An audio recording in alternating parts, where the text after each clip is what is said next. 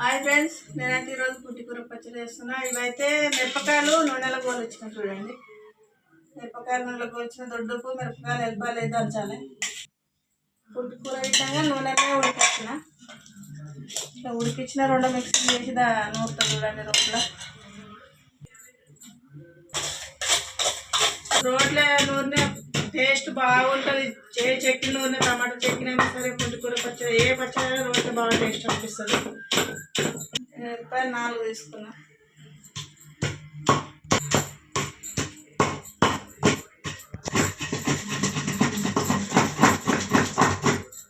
మిరపకాయలు అయితే పేస్ట్ లాగా నూనె చూడండి. మంచిగా నూనె. ఇప్పుడైతే పుట్టికూర వేసుకుంటా.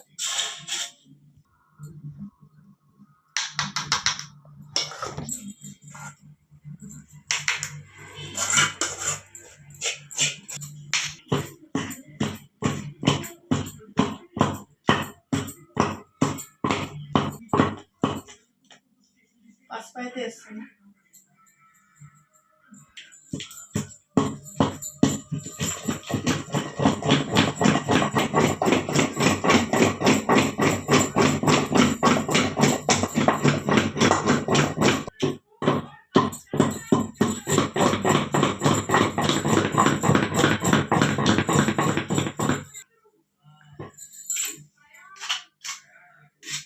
ఫ్రెష్ లాగానైతే అయింది చూడండి.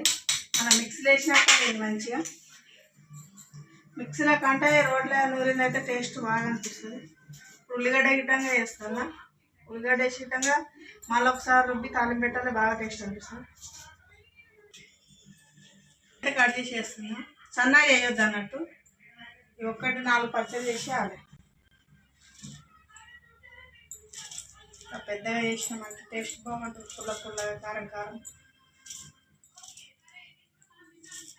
చిన్న ఉంది కాబట్టి 4 పచ్చడి వేసినాం. మొత్తం మిక్సింగ్ చేయాలి. ఇది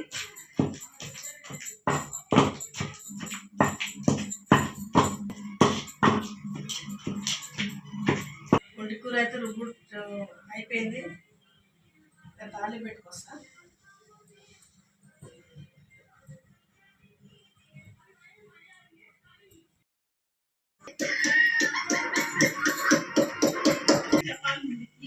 ఈ వంట చెండాలను నాకు ఒక్క రోజు కూడా గడవదు.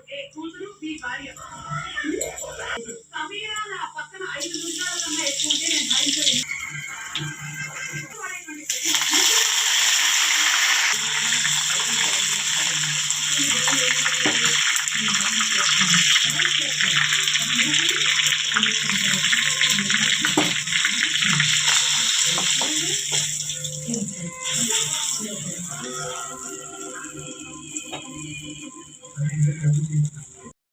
పచ్చడికైతే పుట్టికూర పచ్చడికు కొంచెం ఎక్కువ వేయాలి. పుట్టికూర పచ్చడికు ఎక్కువ వేసిన టేస్ట్ అనిపిస్తుంది. నేనైతే ఎక్కువనే వేసిన.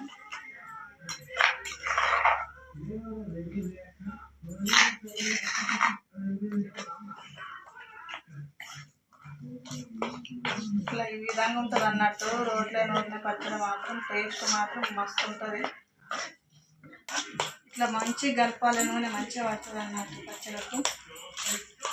కానీ తొందర అయిపోతుంది రోట్లో నూరుతూనే. కానీ తొందర అయితే టేస్ట్ ఇష్టంగా అట్లా మిక్సీ అంత టేస్ట్ అనిపించదు. నేను ఎప్పుడు చేసినా కానీ రోట్లోనే నూరుతుంది పచ్చడి. కొద్దిగా ఇంకా గరం చేసుకుంటే అయిపోతుంది. రెడీ అయిపోయింది. గరం పెడుతున్నా. గరం పెట్టినాక అయితే ఇంకా మంచిగా టేస్ట్ అనిపిస్తుంది. సగం ఉల్లిగడ్డ ఉడికినట్టు సగం ఉడకనట్టు టేస్ట్ బాగుంటుంది.